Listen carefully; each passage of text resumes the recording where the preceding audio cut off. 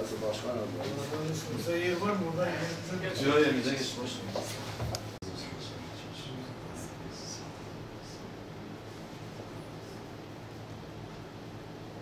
Kılıç rahmetli başkanım. Evet. Aynı zamanda 28 Şubat FETÖ mağduru aileleri inisiyatifi başkanıyım. Sadat Aslan Siirtliyim. 28 Şubat mağduru ailesi. Babam cezaevinde oldu. Rabbim yardımcı olsun. Allah razı olsun. Burada sıra ben bir seçmeyeyim ama şimdi Antakya uçuyorum. Evet. Benim oğlan var. Ha, tamam. Biliyorum. Evet. Allah kurtarsın. Allah razı olsun. Yani biz hakikaten 16 yıldır bu iktidara geldikleri günden beri evet, elbette tamam halkın tercihiyle gelmişlerdi göreve saygı duyuyoruz. Ama rahmetli hocamın daha sağlıktayken bir konuşması var. Evet bunlar benim dedi talebelerimdir, evlatlarımdır. Ben bunlara dedi gerekeni söyledim. Allah'a şükür bu zamana kadar da bunların bugüne kadar yapmış olduğu hatalardan da beri kaldık. Hiçbir zaman oy da vermedik, desteklemedik. Allah rahmetli hocamızdan rahmet eylesin. Sırf mafya adına birçok faaliyet yapan insanları affedeceksiniz. Bir 28 Şubat bunun içerisinde yok ne yazık ki. Çok daha hatta bizim Sivas olaylarından beri halen mağdur olan insanlarımız var. Ortaya çıkmadı. Allah yardımcımız olsun. Gerçekten ülkede mağdur insanlarımız çok. Şimdi bir büyük zatın iki Mevlana mıydı veya bir başka bir zat olan yer boşaltmak için. Çünkü artık her gün biliyorsunuz operasyonlarla birçok yine masum insanlar veya suçlusu da vardır mutlaka içinde. Yer açacak yer yok. Yer kalmadı. Yer kalmadı. Oğlum hapse attığı zaman o zaman bu ufak ya. Bu daha ufak. Şimdi bu evlenmiş, özür dilerim daha bir şey o da vardır ha. Doğrudur. Şimdi dün mü bugün bir Hoca özür dilerim şimdi bir insan Allah etmesi 10 tane adam öldürse 20 sene hapislerde kalmıyor. Kalmıyor. Allah etmese ben dosyası bakmıyorum ya acaba bunu suçu nedir? Devletler karşısında mı? Havanın karşısında mı? Başka bir iş yapmış mı? Bunu dosyası bakmak lazımdır hoca. temel bozuk. Temel bozuk. Yani bizim İslami inançlarımıza göre, kriterlerimize göre eğer bir adam suçluysa bile ailesini cezalandıramaz. Devlet onun maişetini karşılamak zorunda. Nerede bunu açıklıyor Sayın Başkanım? Biliyorsun Cumhurbaşkanı 2 sene önce bir açıklaması da geçen de gelen televizyonda da çıktı. Öncelikle gelen misafirlerimize hoş geldiniz diyorum. Sizlere de böyle bir vesile olduğunuz için teşekkür ediyorum. Tabii biz daha önce de basında açıklamalarımızı yapmıştık. Şimdi ne yazık ki bu şu an için bir afdan ziyade saltlı şalı verme adına bir çalışma MHP tarafından hazırlandı ve meclise gönderildi. Henüz daha mecliste görüşülüp yasalaşmadı. Fakat tabii bunun öncesinde bizim bir siyasi parti olarak yetkililere, özellikle meclisteki grubu bulunan bütün siyasi partilere, oradaki milletvekillerine şunu ifade etmek istiyoruz.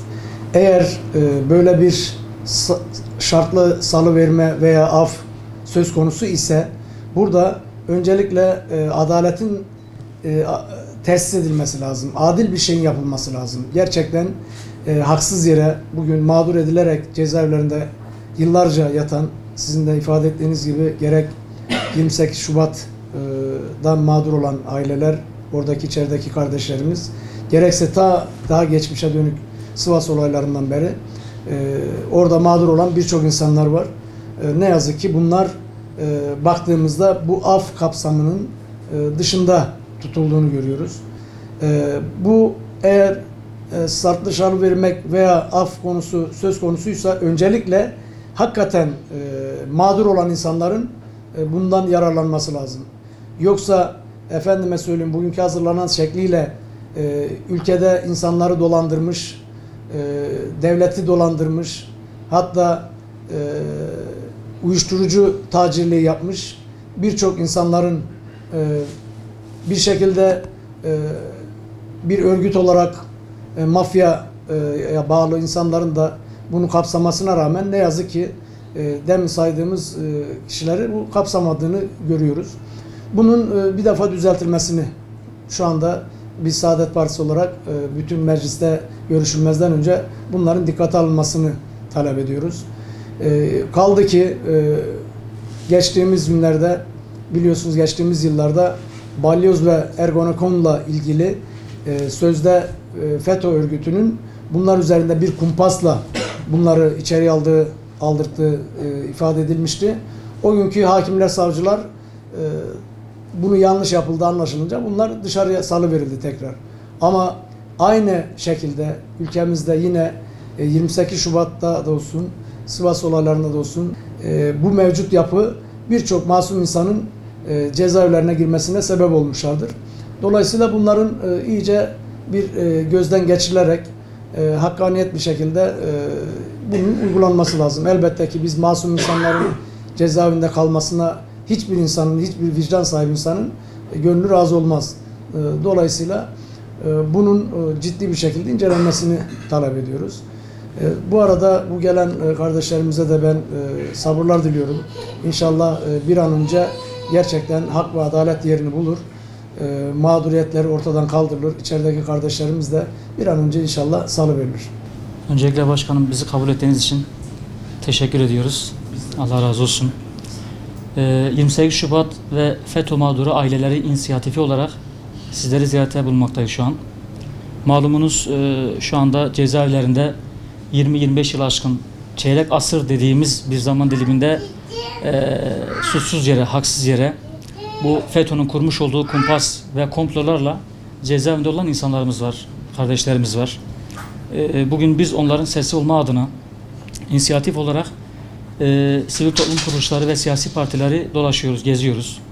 Bununla ilgili malumunuz MHP'nin şu anda gündemde af tasarısı var. Ve bu afın içerisinde 28 Şubat mağdurları yer almamakta. Ve bizi üzen de şudur ki bu afın içerisinde mafya örgütleri dediğimiz ve bununla birlikte milletin canına, malına gasp eden insanların salı verileceği şu andaki tasarıda o görülüyor. Tabi bu bizi derinden üzüyor. Bu mağdur insanlar gerçekten dedik ya 20-25 yıldır cezaevindeler ve bunların aileleri şu anda mağdur durumda.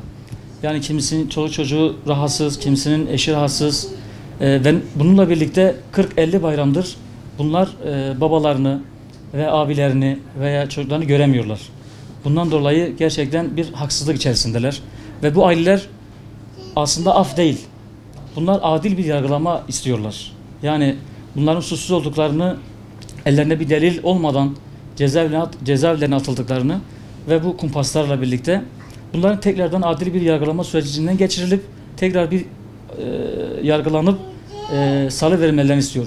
Biz de bunların inisiyatif olarak seslerine ses vermek amacıyla bu şekilde dolaşıyoruz. İnşallah sizlerin de bu desteğin taleplerini bekliyoruz.